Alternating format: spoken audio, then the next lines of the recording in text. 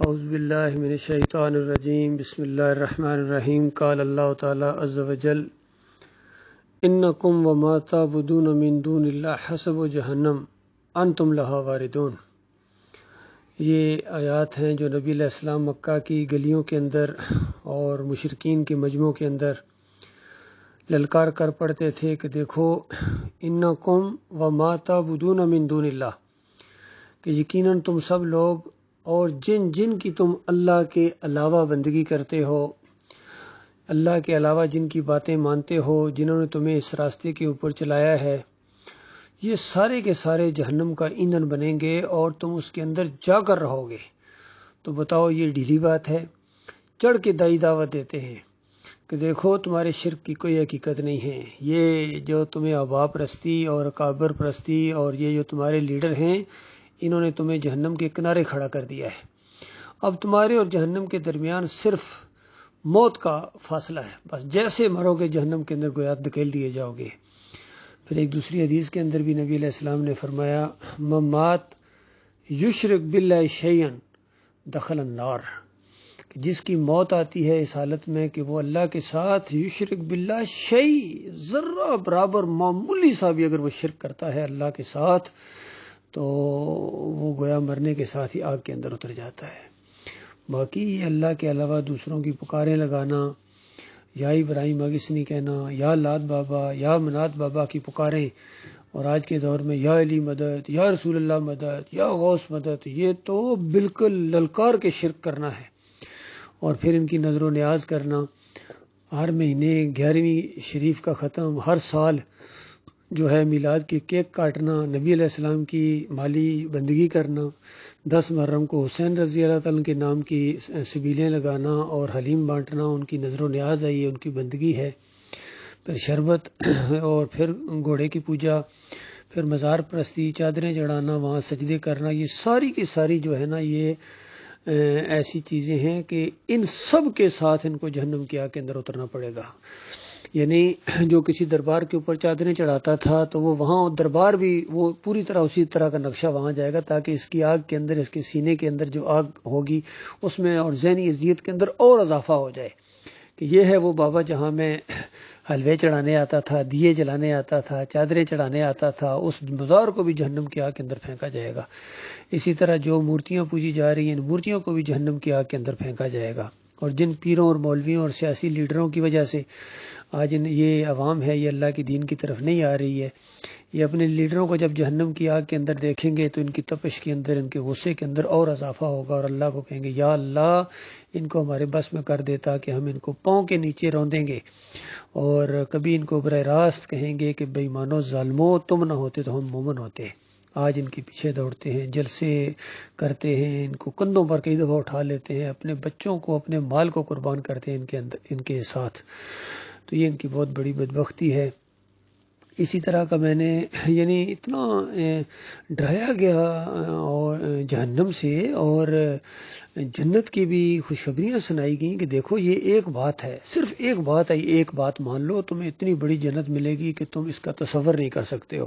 اور جو حدیث میں اس کے نقشے کھینچے گئے ہیں، میں مختصر ترین بات آپ کے سامنے رکھوں کہ وہ جہنمی جو اپنی پوری سزا پتہ نہیں صدیوں خربوں صدیوں اور جس کا ایک تصور نہیں آج کیا جا سکتا، اتنی بڑی لمبی سزا جہنم کی کاٹنے کے بعد یہ وہ شخص تھا جس نے پوری زمین کو گناہوں سے بھر دیا۔ چور نمبر 1، قاتل نمبر 1، ڈاکو نمبر 1، جھوٹا فریبکار نمبر 1، زانی نمبر 1، ہر عیب میں نمبر 1 تھا، لیکن بس ایک اس کا تھا کہ وہ اللہ کے ساتھ شرک نہیں کرتا تھا، اپنے مالک اور خالق کے علاوہ کسی اور کو مدد کے لیے نہیں پکارتا تھا، کسی اور کے سامنے رکوع اور سجدے نہیں کرتا تھا، کسی اور کے واسطے وسیلے نہیں ہیں، کسی اور کی نظر و نیاز نہیں۔ اس معاملے میں اس کو بالکل فہم اس کا کلیئر ہو گیا تھا۔ باقی شیطان کے وار کی وجہ سے بڑے گناہ اس نے کیے اور بہت ہی زمین کو بھر دیا۔ تو اس کا بھی ایک وقت آ جائے گا، کیونکہ وقت تو آگے جاتا ہے کہ وہ وقت اس کا آ جائے گا ایک دن کہ اللہ تعالیٰ اس کو، یہ آخری جہنمی ہوگا جو جہنم سے نکلے گا، اور اس کے بعد کوئی نہیں نکلے گا۔ تو اس کو اللہ تعالیٰ جس انداز سے گفتگو کرے گا کہ تمہیں اتنی بڑی جنت دے دی جائے تو تم خوش ہو، پہلی بات تو وہ یہ کہے گا کہ یا اللہ مجھے کسی چیز کی اب ضرورت نہیں ہے، بس جو جہنم کی آگ سے آپ نے مجھے نکال لیا ہے نا، تو میرے اوپر آپ نے اتنا رحم کیا ہے کہ آپ نے اپنی مخلوق کے اوپر کسی اور کے اوپر اتنا رحم نہیں کیا ہے، تو لہذا مجھے کسی چیز کی ضرورت نہیں۔ بہرحال اس طرح آگے بڑھتا آئے گا، پھر اللہ تعالیٰ اس کو دے گا، اور پھر آخر بات یہاں تک پہنچے گی کہ یہ جو پوری زمین ہے، یقین کیجئے اس پوری زمین سے 50 گنا بڑی ایک جنت اس کو اللہ تعالیٰ دے گا، جس کا وہ اکیلا مالک ہوگا، کسی اور کی اس میں مداخلت نہیں ہوگی۔ اس کے علاوہ بھی پھر اللہ تعالیٰ کہے گا کہ اس کے علاوہ بھی اگر جو چیز تمہارے دل کے اندر آئے، جو خیال کے اندر آئے، جو تمہارے منہ سے نکلے، وہ تمہیں دے دی جائے گی۔ اللہ کے بندو، ایک طرف تو یہ معاملہ ہے، اور دوسری طرف جہنم کا وہ خوفناک نظارہ ہے کہ اس کے تصور سے رونگٹے کھڑے ہو جاتے ہیں، اور حیرانگی ہوتی ہے کہ یہ انسان اس کے اندر کس طرح، جس طرح کبھی آپ نے دنیا میں دیکھا ہو، یہ جو پکوڑے ابل رہے ہوتے ہیں، یہ سموسے یا یہ جو روسٹ مرغے ہو رہے ہوتے ہیں، اور یہ جو تکے، یہ تو بالکل چھوٹے چھوٹے انگارے ہیں، وہاں تو بڑے بڑے محلات، یعنی اتنا بڑے بڑے انگارے ہوں گے جتنا ایک ہمارا صوبہ ہے، اور اس کے بعد جو اچھلیں گے اور پھر نیچے پھٹیں گے تو بڑے بڑے محل جتنے ہوتے ہیں اتنے وہ انگارے پھٹیں گے، اور جو شعلہ اس کے اندر سے نکلے گا وہ بڑے بڑے جو اونٹ ہوتے ہیں، سمجھیے اتنے اتنے بڑے ان کے سائز ہوں گے، تو آپ اس آگ کا اندازہ لگائیں جس کے اندر ان کو جانا پڑے گا۔ اور اگر ان کو ڈرایا، کسی صوفی کو ڈرایا کسی نے کہ دیکھو یہ کفر و شرک نہ پھیلاؤ، یہ تصوف، یہ وحدت الوجود، وحدت الشہود، اور یہ جو حلول کے تم نے مشرکانہ اور کافرانہ عقیدے گھڑے ہیں، سارے صوفی، سارے صوفیہ ان عقائد، شرک عقائد کے اندر وہ ملوث رہے ہیں۔ تو کسی نے جب ڈرایا تو آگے سے کہنے لگے صوفی صاحب، تو آتش دوزخ سے ڈراتا ہے انہیں جو آگ کو پی جاتے ہیں پانی کر کے۔ ایسے شوخے یہ گزرے ہیں۔ تو بالکل اسی طرح کا یہ ایک بیان ہے ہمارے پرائم منسٹر عمران خان صاحب کا۔ کسی گرمیوں کے موسم میں انہوں نے کوئی پروگرام کیا، اپنا وہ جلسہ وغیرہ کیا، تو گرمی زیادہ تھی، تو کہنے لگے کہ اتنی گرمی میں برداشت کر سکا ہوں کہ اب اگر مجھے اللہ تعالیٰ نے جہنم میں بھی پھینکا تو مجھے گرمی نہیں لگے گی، اندازہ لگائیے۔ یہ ذرا بیان ان کا اپنے کانوں سے سنیے۔ کہ خدا نہ خواستہ اگر اللہ نے مجھے دوزخ میں بھیج دیا، مجھے گرمی نہیں لگے گی۔ میں آپ کو یقین دلاتا ہوں کہ خدا نہ خواستہ اگر اللہ نے مجھے دوزخ میں بھیج دیا، مجھے گرمی نہیں لگے گی۔ غور کیجئے کس قدر یہ جہنم کا مذاق ہے۔ یہ اسی طرح کا ایک بیان میں نے سنا تھا عبدالستار ایدھی کا، بڑا اخبار میں آیا تھا، میں نے خود پڑھا، خود اپنی آنکھوں سے دیکھا۔ ان کا بیان تھا عبدالستار ایدھی کا کہ میں جنت میں نہیں جانا چاہتا ہوں، میں تو جہنم جانا چاہتا ہوں۔ اور وجہ یہ ہے کہ جہنم میں جو کہ وہاں جہنمیوں کو مار پڑ رہی ہوگی، ظاہری بات ہے ان کے گلوپڑے پھاڑے جا رہے ہوں گے، گرز ہتھوڑے پڑیں گے، ان کو ہڈیاں ٹوٹیں گی، اور جناب زخموں سے جناب لہو نکلے گا جب ان کی۔ تو عبدالستار کہتے ہیں میں وہاں جہنمیوں کی مرم پٹی کیا کروں گا، مرم پٹی کرنے کے لیے میں وہاں جہنم جانا چاہتا ہوں۔ تو بتائیے اس سے زیادہ کوئی جہنم کا مذاق ہو سکتا ہے؟ اور اس سے زیادہ کوئی جنت کا مذاق ہو سکتا ہے کہ کوئی بندہ اپنے منہ سے کہہ دے میں جنت میں جانا نہیں چاہتا ہوں؟ اسی طرح ایک بڑے صوفی معروف کرخی کا قول آتا ہے کہ میدان محشر میں کہتے ہیں جب اللہ تعالیٰ مجھے کہے گا کہ اس کو جنت میں داخل کر دو، تو معروف کرخی کہتے ہیں کہ میں کہوں گا کہ میں جنت میں جانا نہیں چاہتا ہوں، میں نے جنت کے لیے تھوڑی آپ کی بندگی کی ہے، میں نے تو بس بندگی آپ کی وجہ سے آپ کی ہے، میں جنت میں نہیں جانا چاہتا ہوں۔ اور پھر اس قصے میں یہ ہے کہ اللہ تعالیٰ فرشتوں کو حکم دے گا کہ اس کو نور کی زنجیروں میں پکڑ کے جکڑ کے اس کو کھینچ کے جنت کی طرف لے جاؤ، یہ تو نہیں جانا چاہتا ہے۔ تو اب بتائیے اتنا بڑا مذاق جنت کا۔ تو یہ سارے اسی قبیل کے لوگ گزرے ہیں جن کو ذرا برابر، اور مالک فرماتا ہے کہ ذالک جزاؤہم جہنم بما کفروا واتخذوا آیاتی ورسلی ہزوا۔ یہ اس جہنم کے مزے اب چکھو جس کے اندر تمہیں جانا پڑے گا کہ میری آیتوں کا تم نے مذاق اڑایا، میرے رسولوں کا مذاق اڑایا تم نے۔ بتائیے اس سے زیادہ کوئی رسولوں کا مذاق ہو سکتا ہے کہ وہ دعوت جو لے کر آئے؟ اس سے زیادہ کوئی اللہ کی کتاب کا مذاق ہو سکتا ہے؟ تو آج کوئی بھی نہیں اس سے بچا۔ یہ سارے جتنے مسلک پائے جاتے ہیں، بریلوی ہوں، دیوبندی ہوں، اہل حدیث ہوں، سلفی ہوں، سب کے عقیدے کے اندر شرک ہے۔ اور یہ ابھی آج کل جو انہوں نے 27ویں کو دعا کرائی ہے اس طارق جمیل سے اس نے جتنا شرک پھیلایا یہاں پاکستان کے اندر، اتنا تو اشرف علی تھانوی نے بھی شاید نام پھیلایا، یا اس نے جتنے جھوٹ بولے ہیں نبی علیہ السلام کے نام سے، اور جس طرح امام مسلم رحمۃ اللہ علیہ اپنے اس صحیح مسلم کے مقدمے میں لکھتے ہیں کہ یہ جو صوفی گزرے ہیں، زہداء جن کو کہا جاتا تھا، یہ صالحین بھی کہا جاتا تھا ان کو ان کے دور کے اندر، زاہد یعنی عبادت کرنے والے لوگ، تو ان کی عبادت خیر اسی طرح کی ہوتی تھی، کوئی کنویں میں لٹکا ہوا ہے جناب 500 سال وہاں لٹکا رہا، کوئی کسی نے جناب وہ کھانا نہیں کھایا، کسی نے یہ نہیں کیا، کسی نے شادی نہیں کی، اس طرح کے ان کے جھوٹے قصے مشہور ہیں، کسی نے 12 سال کی کشتی زندہ کر دی، کسی نے کوئی جناب پانی بن گیا، کوئی پرندہ بن گیا، تو اس طرح کے ان کے جو ہے نا جھوٹے قصے مشہور ہیں۔ تو ایسی انہوں نے جھوٹ بولے ہیں انہوں نے اپنی کتابوں کے اندر، اور طارق جمیل نے، تو ان سے دعا جب آپ کرواؤ گے تو اللہ کے غضب کو جوش دلانے والی بات ہے کہ ایسا شرک پھیلانے والا، فریبکاری کے ساتھ دعائیں مانگنے والا، واسطے وسیلے کا قائل،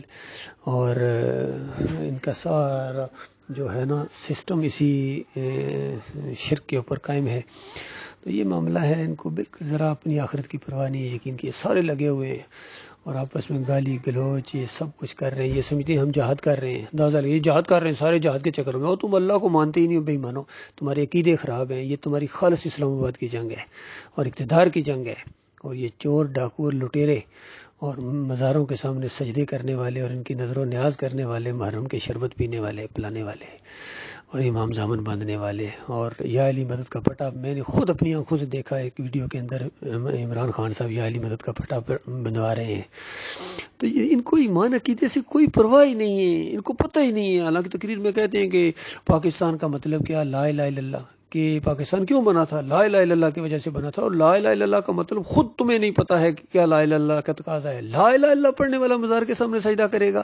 لا الہ الا اللہ پڑھنے والا جمہوریت کے مشرکانہ نظام کے اندر آئے گا۔ لا الہ الا اللہ تو ایک انقلابی کلمہ ہے جس نے عرب کے اندر وہ تہلکہ مچا دیا تھا مکہ کے اندر، اور ہر نبی نے اپنے دور کے اندر توحید کی دعوت دی، لا الہ الا اللہ کی دعوت دی، اور محمد صلی اللہ علیہ وسلم نے اسی دعوت کو اٹھایا۔ حالانکہ وہ بادشاہ بنانے کے لیے تیار تھے کہ ہم آپ کو متفقہ طور پر بادشاہ ماننے کے لیے تیار ہیں، لیکن آپ یہ نہ کہیں یہ لات منات حبل، اور یہ جو آپ کہتے ہیں نہ کہنا چاہیے، یہ جو کہتے ہیں یہ شرک ہے، یہ بابے کچھ نہیں کر سکتے، یہ مزار کچھ نہیں کر سکتے، یہ بت اور مورتیاں کچھ نہیں کر سکتے، ان کا واسطہ وسیلہ نہیں ہے، ان کی پکاریں نہیں ہیں، ان کی نظر و نیازیں نہیں ہیں، یہ جب کہتے ہو تو ہمارے دلوں پر کہتے تھے چوٹ پڑتی ہے، باؤ اجداد کافر اور مشرک ثابت ہو جاتے ہیں، ان کی جو سارے کارنامے سیاہ اور تاریخ جو ہم سمجھتے ہیں کہ بڑی ہماری روشن تاریخ ہے، یہ سیاہ ثابت ہو جاتی ہے، یہ بات آپ نہ کریں۔ اور یہ ایسی مخالفت ہوتی ہے ایمان عقیدے کے خلاف، جو مخالفت ہوتی ہے کوئی مخالفت اس کا مقابلہ نہیں کر سکتے، یقین کیجئے، کوئی دشمنی اس کا مقابلہ نہیں کر سکتی ہے۔ سگا چچا دشمن بن گیا تھا، انگارہ بنا ہوا پیچھے پتھر لیے جاتا تھا لوگوں کا، نہ ماننا ان کی بات، جھوٹ بولتا ہے، جھوٹا ہے۔ تو اس دور سے گزری تھی یہ تحریک۔ مدینہ ریاست بنانا کوئی آسان کام ہے؟ یہ صرف مدینہ ریاست کے خواب دکھانا، اور صرف اتنی بات کہ وہاں جناب